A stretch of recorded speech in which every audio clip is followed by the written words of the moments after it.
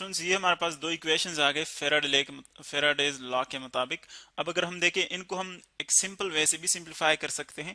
First of all, चूंकि जितना magnetic flux में चेंज यहाँ पर आ रहा है प्राइमरी में, देखें d phi by d t, जितना चेंज यहाँ पर आ रहा है उतना ही चेंज यहाँ पर भी आ रहा है। चूंकि मैग्नेटिक फ्लक्स में चेंज जो है वो इक्वल है, कोई लाइन जो है वो लूज नहीं कर रही, इक्वल नंबर ऑफ लाइन जो है दोनों से पास हो रहे हैं।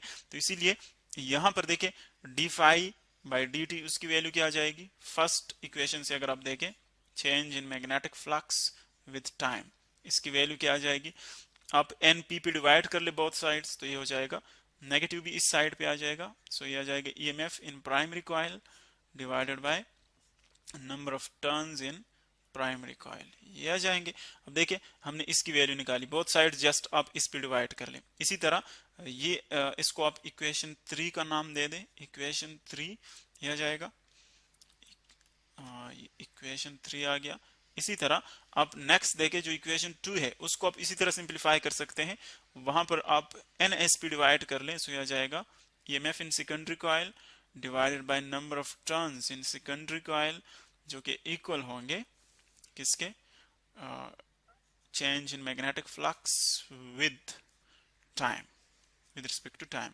अब यहां पर भी आप नेगेटिव साइन इसी साइड पे ले आए, तो ये बन जाएगा इक्वेशन 4। अब देखिए चूंकि ये जो दोनों हमने इक्वेशन सिंप्लीफाई किए हुए हैं इसमें चेंज इन मैग्नेटिक फ्लक्स जो है वो इक्वल है, तो इसीलिए हम दोनों को इक्वेट कर सकते हैं।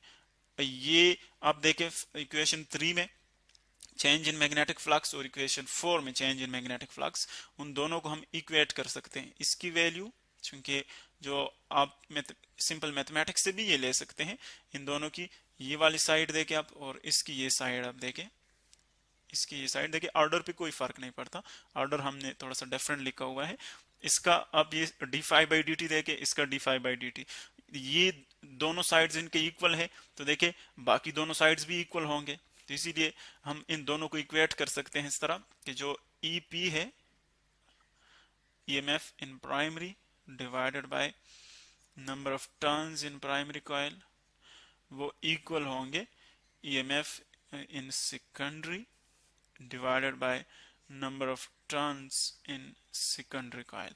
अब देखें ये हमारे पास एक बहुत ही एक सिंपल इक्वेशन आ गया जिससे हम ये प्रेडिक्ट कर सकते हैं कि जो ईएमएफ प्राइमरी कॉइल में होगा, एक्चुअली हमने देखे इसको डिवाइड किया हुआ है नंबर ऑफ टर्न्स पे, अगर आप इसको नंबर ऑफ टर्न पे डिवाइड कर ले तो आपको ये क्या देगा? एक ही टर्न की ईएमएफ देगा। देखिए फॉर एग्जांपल ये मेरे पास ईएमएफ आ गया प्राइमरी कॉइल में, फर्स्ट ऑफ ऑल आप इसको नाम दे दी, इक्वेशन 5 आ गया। सपोज मेरे पास ईएमएफ प्राइमरी कॉइल में है ईएमएफ पी टोटल, और मेरे पास 100 कॉइल है फॉर एग्जांपल, तो मुझे ये फाइंड करना है कि एक टर्न में कितना ईएमएफ प्रोड्यूस होगा एक टर्न में। तो मैं क्या करूंगा, इसको टोटल नंबर ऑफ टर्न पे जस्ट डिवाइड करूंगा, सो वो मेरे पास ईएमएफ किस में आ जाएगा? एक ही टर्न में, क्योंकि मैंने टोटल टर्न पे डिवाइड किया, जितने हम टर्न्स इंक्रीज करते हैं उतना ईएमएफ भी इंक्रीज करता है उसके साथ। तो ये एक्चुअली क्या है, जब आप टोटल ईएमएफ को नंबर ऑफ टर्न पे डिवाइड करते हैं नंबर ऑफ टर्न्स पे, तो वो आपको देता है EMF in one turn, single turn. इसी तरह ये आप देखें total EMF in secondary coil जो है उसको हमने सेकेंडरी टर्न्स पे डिवाइड किया हुआ है, तो ये आपको देता है EMF in a single turn in secondary coil. तो एक्चुअली अगर नंबर ऑफ टर्न्स देखे सेम हो, इसमें भी 100 हो सपोज, इसमें भी 100 हो, तो ईएमएफ दोनों का इक्वल आ जाएगा। लेकिन अगर नंबर ऑफ टर्न्स डिफरेंट है तो फिर ईएमएफ्स में भी डिफरेंट आ जाता है, यानी वोल्टेजेस में डिफरेंट आता है। तो इसी तरह इसकी जो वोल्टेज है वो हम चेंज कर सकते हैं। सपोज इसमें 100 टर्न्स है एनपी में और इसमें 200 है, तो जिसमें 200 है वो ज्यादा ईएमएफ प्रोड्यूस करेगा।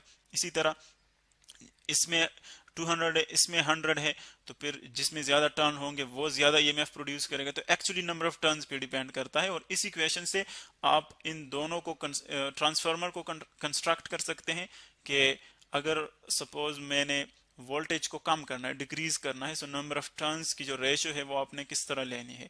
इससे आप नंबर ऑफ टर्न्स की रेशियो भी निकाल सकते हैं और ईएमएफ्स की वैल्यू भी आप यहां से ले सकते हैं। अगर आपने नंबर ऑफ टर्न्स की वैल्यू निकालनी है, सो देखिए इसी इक्वेशन को आप थोड़ा सा और सिंप्लीफाई कर ले, ई पी ईएमएफ, अगर आप ईएमएफ की जो है वो रेशियो ले रहे हैं, so EMF in primary divided by EMF in secondary, just इन दोनों को रिप्लेस कर लें, EMF इन सेकेंडरी वो इक्वल हो जाएगा किसके, number of turns in primary coil divided by number of turns in secondary coil. देखिए इन दोनों इक्वेशंस को अगर आप देखें, आप इनको मुख्तलिफ पर्पसेस के लिए यूज कर सकते हैं दोनों इक्वेशंस को।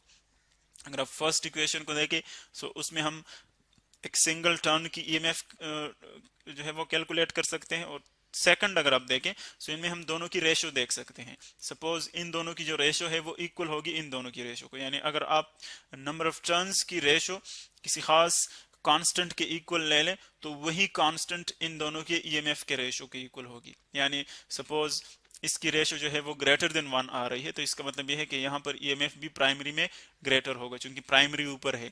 अगर स्मॉलर देन 1 आ रहा है तो इसका मतलब है कि यहाँ पर EMF जो है वो भी प्राइमरी में स्मॉलर होगा। यानी आप इसकी रेशो जो है वो इक्वेट कर सकते हैं इसकी रेशो के साथ। तो ये एक सिंपल इक्वेशन हमने डिराइव किया कि ट्रांसफार्मर किस तरह वर्क करता है, किस तरह हम उसको कंस्ट्रक्ट कर सकते हैं।